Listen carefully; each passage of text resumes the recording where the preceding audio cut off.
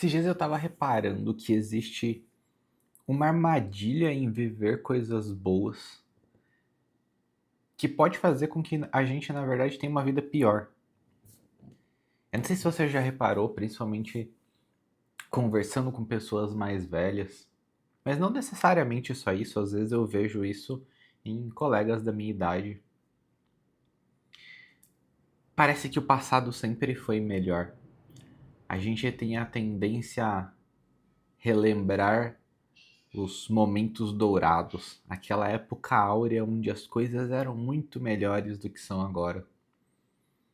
A gente tem a tendência a lembrar da época da escola, como se a época da escola tivesse sido, cara, o auge da nossa vida. É muito comum isso a gente vê até em filmes sobre a exaltação da vida até o momento em que a faculdade acaba. É como se, cara, a universidade ali ela é o finê da existência. A partir daí é só ladeira abaixo. E isso gera diversos problemas, porque se a gente está sempre olhando para trás, eu tenho a sensação de que a gente vive menos. A Fran gosta muito de tirar foto e várias vezes a gente tem a oportunidade de olhar fotos, etc. Eu falo para ela assim, cara, eu não gosto muito de olhar foto, porque eu tenho a sensação de que existe essa armadilha, sabe? De que se a gente viveu algo muito bom em algum momento, é quase que uma tendência a se satisfazer com a existência daquele momento e deixar de viver. E aí o que eu sempre repito é, cara, eu quero viver uma vida tão boa e que o momento atual presente esteja tão fantástico que eu não queira parar para olhar para trás. Porque olhar para trás ainda é olhar para uma vida que foi menos vida do que a vida que eu estou vivendo nesse momento. Então, quando a gente olha para alguns livros, a gente tem muito isso. E aí a gente tem Lewis falando a respeito disso também, que é, cara, tem coisas na vida que elas foram feitas para serem vividas uma única vez. Que se a gente se apega muito a esse sentimento de que aquilo que aconteceu foi muito bom, talvez a gente caia na armadilha de querer que aconteça de novo. E aí você imagina a situação. Pô, eu e a Fran, a gente viveu uma história muito emocionante ali no início do nosso relacionamento. A gente tá sempre dizendo que, cara, é quase como se a gente tivesse vivido um filme de romance mesmo, porque a forma como as coisas aconteceram, a intensidade com que a gente se apaixonou ali na adolescência e tal, foi muito divertido. E aí eu olho pra trás e aí eu tenho duas possibilidades. Eu posso primeiro deixar de trazer emoção e aventura para o meu relacionamento hoje e de me preocupar com se as coisas ainda estão gostosas hoje, me perdendo ali nesse sentimento de pensar, nossa, mas como foi bom quando aconteceu, né? E aí você pode se perder ali nessa nostalgia. Mas mais do que isso, tem um outro lado, um outro aspecto que é ainda mais perigoso, que é na ilusão desse passado ideal, eu posso pensar assim, cara, e se eu me apaixonar de novo? É óbvio que as pessoas elas não trazem isso com tanta consciência, né? Mas no final das contas é o que acaba acontecendo. Eu olho e falo assim, cara, e se eu me apaixonar de novo? E se eu conhecer outra mulher e passar por esse processo de um novo amor com a mesma intensidade? E aí você vai e acontece o quê? Você acaba flertando com uma ideia que vai acabar numa amante, que vai acabar num novo relacionamento, que vai acabar destruindo aquele casamento que, mesmo que a memória inicial fosse boa, você vai flertando com essa nostalgia e acaba destruindo aquilo que é valioso de verdade. E aí o Lewis vai falar que, cara, tem coisas na vida que elas foram feitas para serem vividas uma vez. E depois que você vive aquilo, você precisa entender que aquilo acabou e tá tudo bem. Pode ser uma memória gostosa, mas essa memória, ela precisa ter um lugar, como tudo na vida, né? Se a gente acaba exaltando demais qualquer coisa, aquilo pode tomar um lugar onde não deveria no nosso coração e desenvolver uma série de consequências negativas. E aí a Fran, a gente tem conversado bastante a respeito disso, porque nosso primeiro filho nasceu, a gente tá com 2 meses agora, quase 3 que ele nasceu. E aí a gente tem reparado que tem algumas coisas que talvez nunca mais aconteçam. Uma delas, a gente estava conversando essa semana, foi sobre momentos de muito silêncio. Porque a gente quer ter muitos filhos, então daqui a pouco, a hora que esse filho estiver ali com 1 ano, 2 anos, a gente vai estar com outro bebê. E se tudo der certo, se Deus permitir, estaremos sempre com um bebê em casa.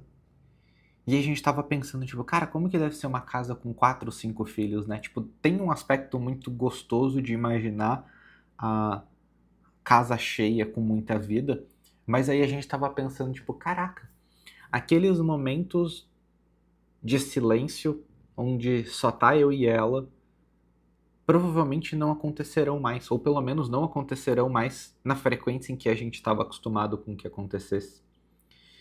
E aí nessa, eu vejo muitos pais de filhos pequenos, ou até pais de filhos maiores, mas comentando sobre essa fase, que tem uma dor ali. É quase como se a paternidade ela viesse com um peso que ele não existe. O peso só existe porque a pessoa tem uma percepção equivocada da realidade. E a percepção equivocada da realidade é que se aquele momento é bom, ao invés de olhar como Lewis, ao invés de olhar e pensar assim, cara, aquilo ali teve o seu lugar na minha vida, a pessoa pensa, cara, eu quero expandir isso aqui para sempre. E aí são adultos, pais, que querem continuar vivendo como 2 jovens namorados. São pais que querem continuar saindo à noite porque eu não vou abrir mão dos meus hobbies por causa de um bebê. Ele tem que se adaptar à rotina da casa. E por mais politicamente correto e num primeiro momento pareça que é um pensamento agradável, cara, quando você reflete um pouco a respeito, você vê que não faz sentido, sabe? E aí, quando você olha para a vida dessas pessoas depois de vários anos, você vai vendo que isso traz toda uma série de consequências que acabam fazendo com que a vida se torne pior. E aí esse é o grande paradoxo da vida, né? Muitas vezes, quando a gente tenta ir pelo caminho mais fácil, quando a gente tenta ir pelo caminho mais prazeroso, quando a gente tenta ir para o caminho que parece mais agradável aos olhos, o que acaba acontecendo é justamente o contrário. A gente acaba tendo uma vida que se torna pior. E muitas vezes o caminho da felicidade, de fato, é o caminho repleto de renúncia, sacrifício e aparente sofrimento. E você pode olhar, por exemplo, até pensando aqui, continuando a respeito de filhos, que a gente tem várias estatísticas que mostram que de todos os grupos da sociedade, pais que têm filhos são o grupo mais feliz. E aí quando você olha para a sociedade, a gente tem visto o quê? A gente tem visto exatamente o contrário, um movimento de mulheres que não querem ter filhos para que elas possam de alguma forma tentar se preservar e se proteger. E o que acontece? Aí você olha para a Europa, maior índice de depressão na Europa, que é uma região que está com esse processo de desconstrução de valores mais adiantado. Cara, mulheres solteiras e sem filhos. E aí é intrigante, né? É meio paradoxal. Só que aí quando você começa a ver esse padrão se repetindo, você começa a ficar esperto. Você fala assim, cara, isso aqui parece que tá muito bom pra ser verdade. Quer dizer então que eu vou poder viver como um adolescente pro resto da minha vida e eu não vou ter consequências? Quer dizer que eu vou poder cara, estar sempre me apaixonando por mulheres novas e isso não vai dar em nada. Eu posso trocar de esposa a cada 2, 3 anos assim, tá sossegado. Cara, não pode, não faz sentido, sabe? E aí o antídoto que eu tenho visto para isso, na nossa vida, assim, principalmente, passa por um conceito universal, que é o conceito de ordenação de amores, né? Que é você entender que, cara, tudo na vida tem um lugar. E, e o lugar das memórias precisa estar no lugar das memórias. Se eu dou importância demais para elas, elas vão se tornar quase que um ídolo.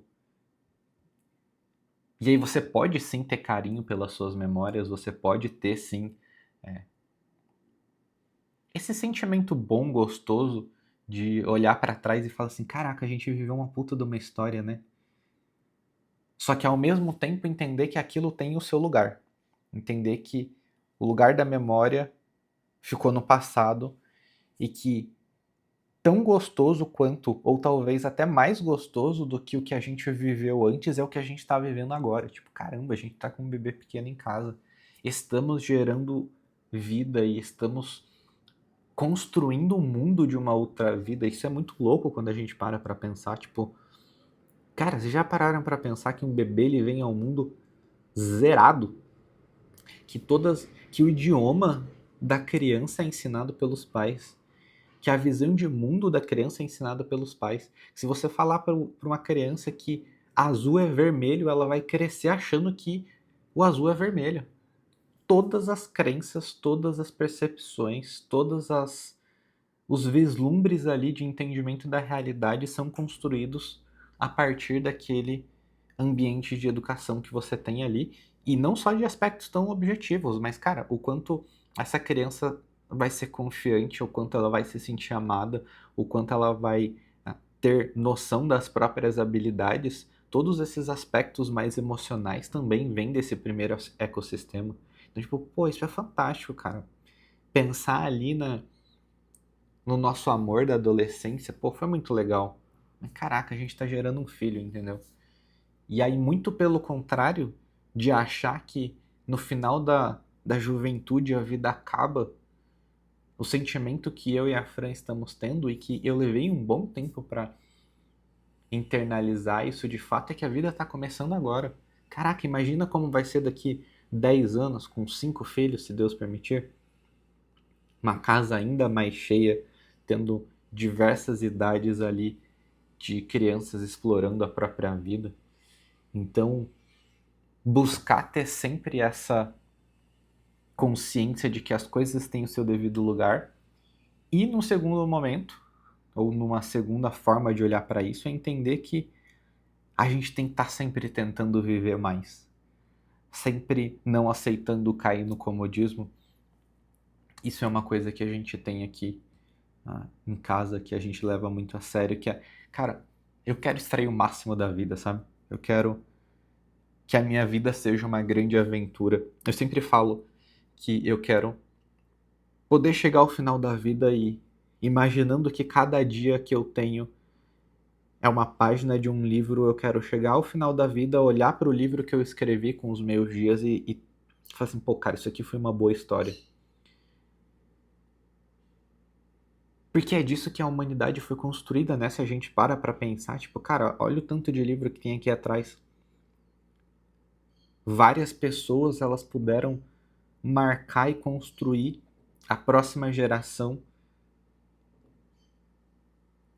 tentando viver ao máximo. Então, por isso que eu me incomodo às vezes, cara, não que você não possa fazer isso, mas às vezes eu fico incomodado de, pô, vamos assistir uma série? Tem 350 episódios e cada episódio tem 1 hora. Eu falo assim, cara, são 400 horas que eu vou enfiar no rabo, entendeu? São 400 horas de vida que eu vou jogar no lixo. 400 horas que não voltam mais, que eu vou gastar sem existir. Tem tanta coisa para fazer, tem tanta coisa para explorar, tem tanto livro para ler, tem tanto conhecimento para absorver, tem tanta coisa, cara. E a gente gasta nosso tempo muitas vezes de forma não produtiva. Mas a gente pode falar disso no outro vídeo. Acho que a mensagem final aqui que eu queria deixar, de ver e refletir ali muito sobre outras pessoas, é que me parece uma vida muito triste quando a última coisa que sobra para você é se apegar a essa memória do passado e estar sempre voltando para o mesmo lugar, sempre voltando para o mesmo lugar, sempre contando as mesmas histórias, quando você poderia estar construindo novas histórias, vivendo novas aventuras e fazendo com que esse pedaço de existência que a gente tem aqui durante esses breves anos vale a pena. Obrigado.